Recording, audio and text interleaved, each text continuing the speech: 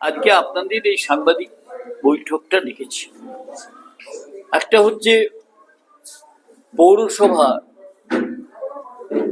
অন্তর্গত ওয়ার্ডগুলিতে যে কাজ, অর্থাৎ পথশ্রীর যে কাজ, সেই কাজ সেটা শুরু হচ্ছে। এবং আর দুই হচ্ছে আমাদের রাজনৈতিক কর্মসূচির মধ্যে এই রামপুরহাট শহর এবং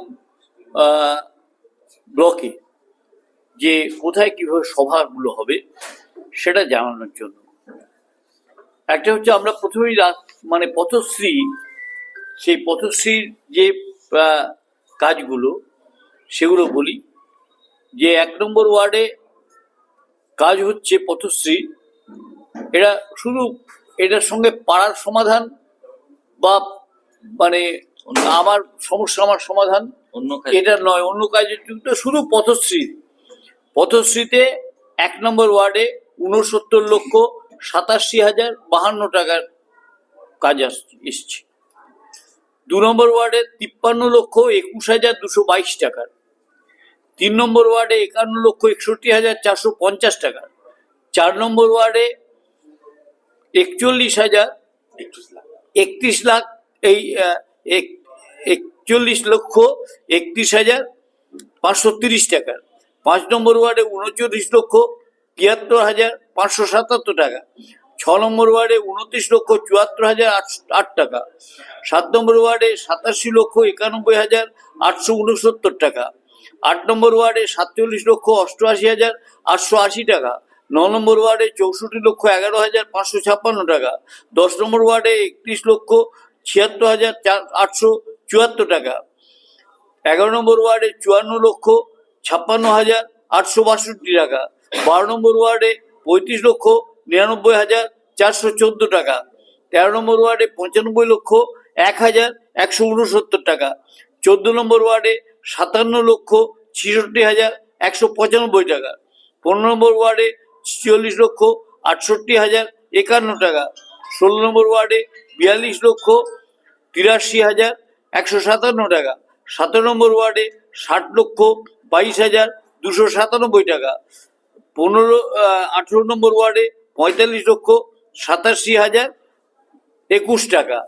মমতা বন্দ্যোপাধ্যায় সার্বিকভাবে নানা উন্নয়ন করে চলেছেন এবং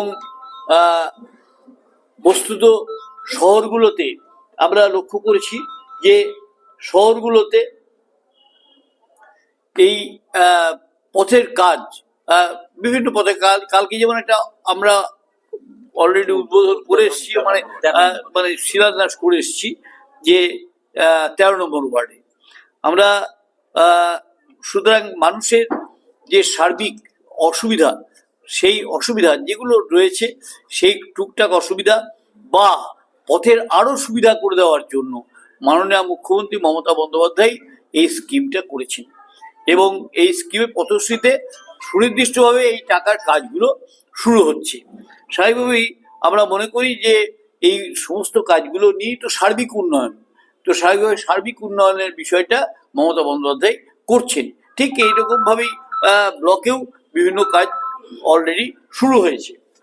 আমরা এটা 9,56,27,888 টাকা, 9,56,27,888 টাকার কাজ এই পথশ্রীতে হচ্ছে।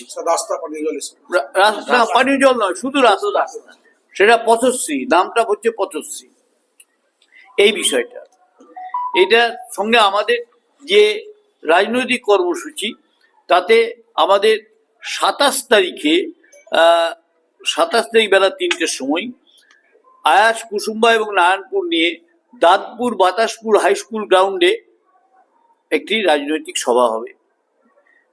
মোটামুটি এই অঞ্চলের মানুষগুলোকে সংহত করার জন্য, সংঘবদ্ধ করার জন্য। 29 তারিখে বনহাট, কাষ্ঠগড়া, মাসরা, খরুন এবং বর্ষালে মিটিংটা হবে মনসুবার মোড়ে। আর 30 তারিখে সমস্ত ওয়ার্ডগুলো মিলিয়ে এবং দখলবাটি অঞ্চলকে সংযুক্ত করে রামপুরহাট শহরে মিটিংটা হবে। এই রাজনৈতিক কর্মসূচিতে আমাদের প্রদেশ নেতৃত্ব আসবেন এবং তারা বক্তব্য পেশ করবেন। স্বাভাবিকভাবেই এই সভাগুলো মূলত এসআইআর কে কেন্দ্র করেই সংগঠিত হবে। অর্থাৎ এসআইআর এ মানুষের যে হয়রানি, মানুষের যে অপদস্থতা, এই